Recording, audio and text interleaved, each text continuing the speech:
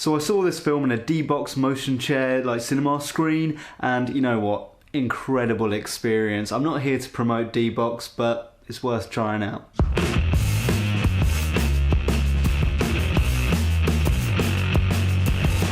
Overlord, directed by Julius Avery, is set in World War II. It's a type of sci-fi horror, right? It's about these American paratroopers. They're on a mission, and they have to take down a German radio tower.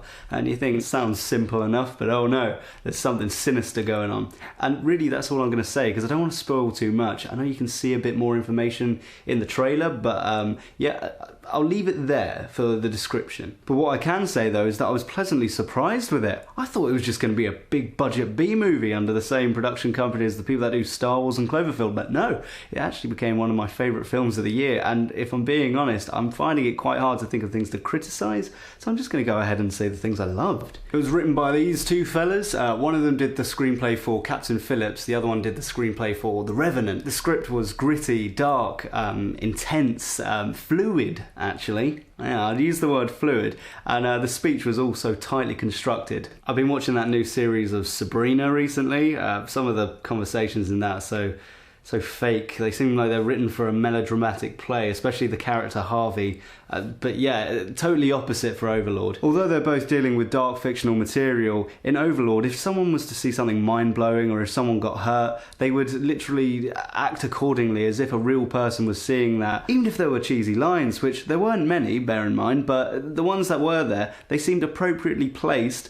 because we believed every character because of how good the script was. Now, the main character, Boyce, played by Jovan Edipo, don't know if that's how you pronounce his name, but, you know, I've never seen him in anything before. Well, he comes across as a bit of a Finn character, you know, Finn from The Force Awakens and The Last Jedi. He gets thrown into this war, like he did, and he's just running around like a headless turkey, bit scared. But as the movie goes on, we start to see his true character and his humanity, and he becomes very likeable. He has a lot of interactions with the other characters, such as Corporal Ford, played by Wyatt Russell. Those two really go head to head because Corporal Ford, he's a bit of a hard man. He also has a bit of a love interest with a French civilian played by Mathilde Olivier. I don't know if that's how you say her name, but her performance was great. Her brother in the film, what an amazing child actor. They were all, this cast, whoever did the casting for this film, good job. Even the villains were great. I mean, it's rare that you get two antagonists which are just as slimy as the next, but these guys were great.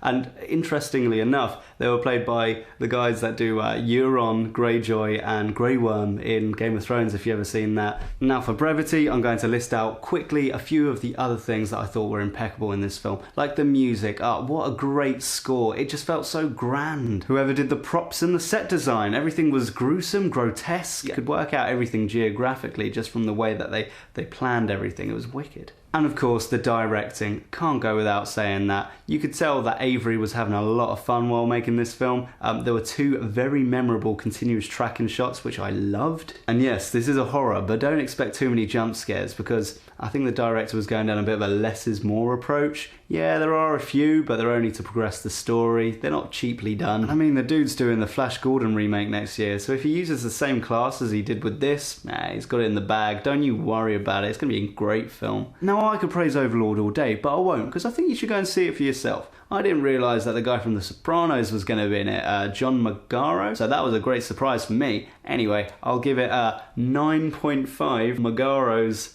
out of 10 because I don't think there's anything else they could have done to improve it, but I won't give it an exact 10 because obviously it's not the Green Mile or it's not the Shawshank Redemption. I mean, it's a horror film, but it was fantastic. And until next time, hope you had a good time with this video. If you did, give it a little thumbs up, maybe subscribe, that always helps me.